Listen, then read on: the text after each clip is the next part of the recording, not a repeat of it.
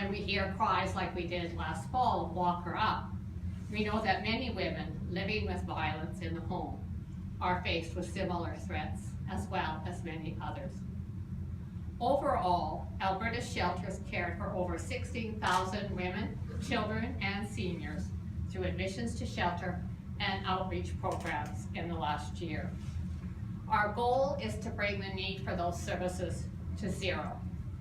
But we can't do it in a society that tolerates public bullying of women, which in turn subtly and not so subtly encourages similar behaviors in the home.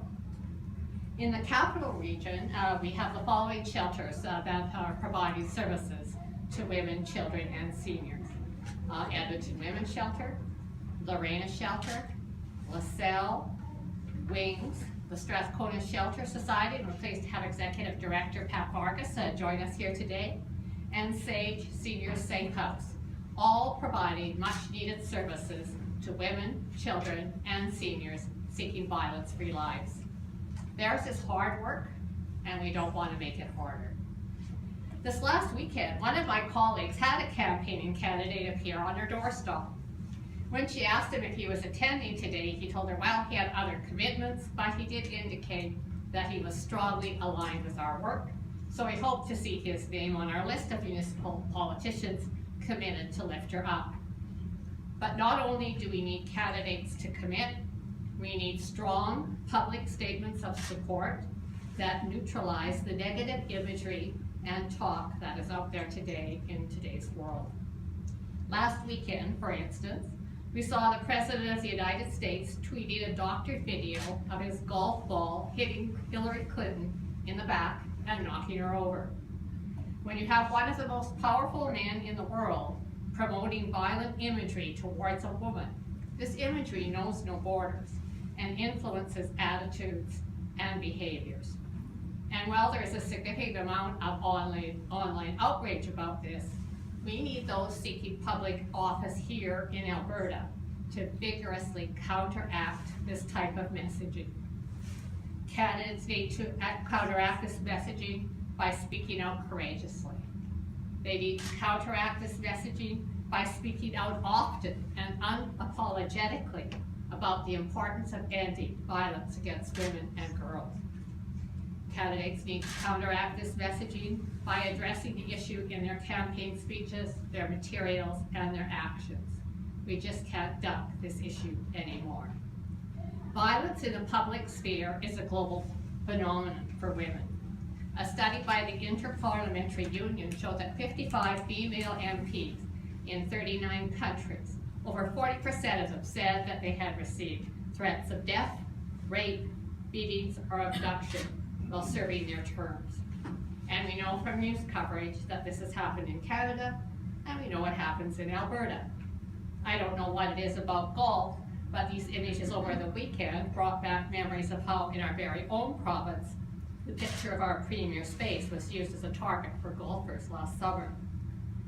Sadly, with this backdrop, we can see why there are all too few women holding elected office at municipal councils in particular, and why women may not be that keen on running for public office. And this has to stop, because we know that the imbalance of power relations excludes women from decision-making aspects in all parts of society. And the level of misogyny in Alberta's political culture must end. The Lift Her Up campaign is a province-wide campaign because we want women empowered, enabled, and safe as citizens, elected politicians, and public figures. The campaign is not about endorsing specific candidates, but to create awareness amongst all candidates. Candidates and the public can influence the nature, the tone, the content of public discourse during the upcoming municipal election campaign. They can also bring attention to any unacceptable treatment of female candidates and public officials when they see it. And they can encourage women-friendly cities and schools after the election. We are asking candidates to go to our website at acws.ca, lift her up, and sign their commitment. their commitment that expresses respect and support for women in public life, that they will treat all candidates with respect regardless of gender, that they will work to create an overall culture of inclusion and prevent all instances of sexist and violent behaviors, as well as holding all candidates to the same standard of conduct. And this doesn't stop with the election, because after the election, we are asking candidates to consider how to lift her up when creating policies and setting budgets. We're asking them to work towards increasing the number of women and girls in positions of leadership, to advocate for supports and education for students who experience violence and abuse, and honor the diversity of women and girls and addressing the barriers they face.